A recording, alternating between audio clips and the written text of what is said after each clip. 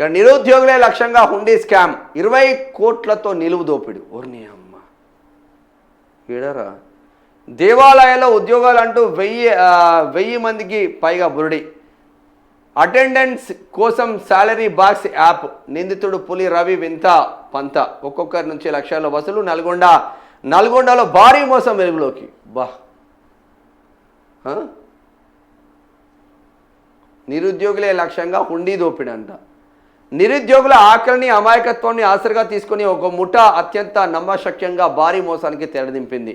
దేవుడి సన్నిధిలో ఉద్యోగాలంటూ నమ్మించి రాష్ట్ర వ్యాప్తంగా సుమారు 1000 మంది యువతీ యువకుల నుంచి 20 కోట్లకు పైగా వసూలు చేసిన ఆ ఉదాంతం ఇప్పుడు తెలంగాణలో సంచలనం రేపుతుంది.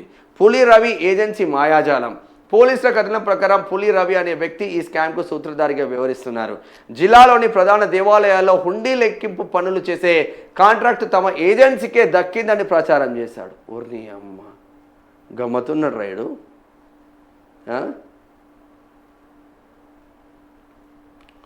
హేమకాంత్ రెడ్డి కథమైందంటగా ఇంకేంది. అవుట్సోర్సింగ్ లేదా పర్మనెంట్ ప్రతిపాదికన ఉద్యోగాలు ఇప్పిస్తామని నమ్మబలికి ఒక్కో అభ్యర్థి నుంచి 1 లక్ష నుంచి 2 లక్షల వరకు వసూలు చేశారు. సాంకేతికతో నమ్మించి అటెండెన్స్ వేయించి బాధితులు తాము నిజంగానే ఉద్యోగంలో చేరామని నమ్మేలా పులి రవి ఒక వినూత్న పద్ధతిని అనుసరించాడు. ఉద్యోగుల కోసం ప్రత్యేకంగా ఒక మొబైల్ అప్లికేషన్ క్రియేట్ చేశాడు. ప్రతిరోజు ఉదయం 9 గంటలకు ఈ యాప్ ద్వారా హాజరు నమోదు చేయాలని నిబంధనలు పెట్టారు. కేవలం ఈ యాప్ డౌన్లోడ్ చేసుకొని లాగిన్ అవ్వడానికి ఒక్కొక్కరి నుంచి 5,000 రూపాయలు వసూలు చేయడం గమనార్హం. రోజు యాప్లో అటెండెన్స్ వేస్తుండడంతో తాము డ్యూటీలోనే ఉన్నామని బాధితులు భ్రమపడ్డారు. జీతాలు రాక నిలదీస్తే అసలు నిజం.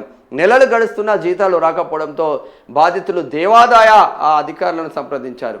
అసలు అటువంటి ఏజెన్సీకి ఎలాంటి కాంట్రాక్ట్ ఇవ్వలేదని, హుండీ లెక్కింపునకు ప్రైవేట్ వ్యక్తులకు అనుమతి ఉండదని అధికారులు స్పష్టం చేయడంతో బాధితులు గుండె గుబేలమన్నది. తమ డబ్బు తిరిగి రాకపోవడంతో బాధితులు పోలీసులను ఆశ్రయించారు. నల్గొండ పోలీసులు ఏ ప్రభుత్వ దేవాలయం లేదా దేవాదాయ శాఖ ఇలాంటి ప్రైవేట్ యాప్ల ద్వారా లేదా లక్షల రూపాయల డిపాజిట్లతో ఉద్యోగాలు ఇవ్వదని ఇలాంటి ప్రకటన నమ్మి మోసపోవద్దని చెప్పింది. వారే వా, ఒక్కొక్కని మైండ్ చూడు.